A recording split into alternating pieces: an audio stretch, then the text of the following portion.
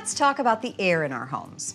Many things can affect it, from where we live to how we heat and cool our house. Much of what's in our indoor air is relatively harmless, but there are a few things we need to pay special attention to. Make sure any old equipment like furnaces or gas water heaters are working properly and efficiently. Parts can wear out and create leaks that you don't know about. You can often detect these problems with an annual tune-up from a qualified service technician. More than 100,000 people in the U.S. visit emergency departments each year due to accidental carbon monoxide poisoning. High levels of natural gas from a leak or faulty equipment can also cause health reactions similar to CO, including weakness, nausea, headaches, and eventually more serious illness or death. For that reason, it's important to protect yourself and your family by investing in some simple carbon monoxide and natural gas detectors. The presence of these gases in your home is dangerous, and it needs to be addressed as soon as detected. These simple devices can keep you safe. While we're keeping you safe, let's talk about one more dangerous gas, and that's radon. I'll let Pete fill you in. Thanks, Megan. Radon is an invisible, odorless, and tasteless gas that exists all around us in the soil. It creeps into our homes through the foundation and can be found in any size, style, or age of home. Joining us to give us more details about radon is Roy Wire from Adios Radon. Roy, thanks for joining us, and let's start with radon, and why is it so prevalent here in our area of the upper Midwest? Well, radon's a decay product of uranium in the soil, so there happens to be more uranium in the soil in the Midwest than a lot of places. And how does it affect our health? Lung cancer is the biggest risk. Radon's the second leading cause of lung cancer in the United States, only after smoking. Okay. I know Adios Radon, you come in and deal with that. Sure. So how do you test for radon? Well, a continuous radon monitor like this is how a lot of radon tests are conducted. You can also get a radon test kit online or from a county public health office a lot of times. You can also order a plug-in monitor that just you permanently leave in your basement. These machines get sent in annually to be recalibrated so that we know that we can trust their results.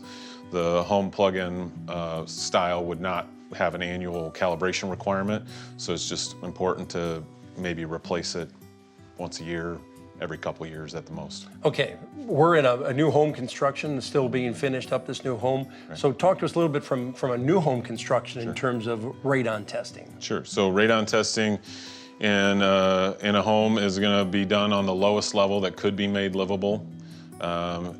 For example, down here, obviously this is a finished basement, so we're gonna set the radon test in a living space where people are gonna be spending the most time. We like to do it in a bedroom if we can, or maybe in a living room like where we're standing. Now, we often think of radon being at a lower level, but slab homes, it comes into play as well, right? Right. So yeah, actually, if you have a home that has more than one type of foundation, then you should be testing above each type of foundation, right? So the lowest level that could be made livable of each foundation type. So for example, there's a lot of homes in the 70s, there's split levels. Some of those have a crawl space on this side and a basement on this side. One could be high, the other could be low. So you have to test whatever foundations you have. Roy, what are the numbers that you're looking at when you're testing for radon? Sure. So the World Health Organization says that you should consider mitigation if your levels are between 2 and 4 picocuries per liter. The recommended action level by the EPA is 4.0. So if your radon level is above 4.0, you should definitely be looking at mitigation. Okay, so you've done your test and you found out we got a problem. What happens next? So next you need to have mitigation done. In a newer home like this, there's probably already a passive radon pipe running from the basement up through the home, through the attic and through the roof. And depending on where the home is, there may be requirements that that pipe already be present. Sometimes there's even an outlet next to it in the attic. So I'm a homeowner here. I got to have a mitigation process taken. Can you ballpark a little bit in terms of what cost might be? So for a newer home that has a passive radon pipe already, the ballpark is usually $600 to $800, something around there, unless there's significant adjustments to the existing pipe that need to be done. Roy, what about costs for mitigation in an older home? What are we looking at, kind of ballpark that? Sure. So that would start around 1,700 probably, and then depending on what all has to be done to get rid of the radon, depending on like if you have foundation walls running through the center of a slab. So remember, we're pulling radon gas from underneath the slab, so every time you have a wall that's a foundation interrupting that slab, you have to get to the other side of that wall. So you either have to tunnel underneath it or run a pipe over and back down.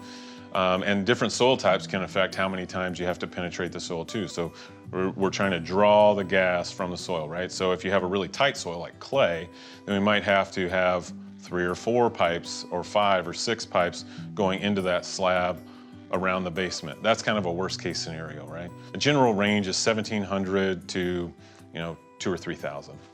So you come in, maybe it's an existing home, Yep. and you need to mitigate it.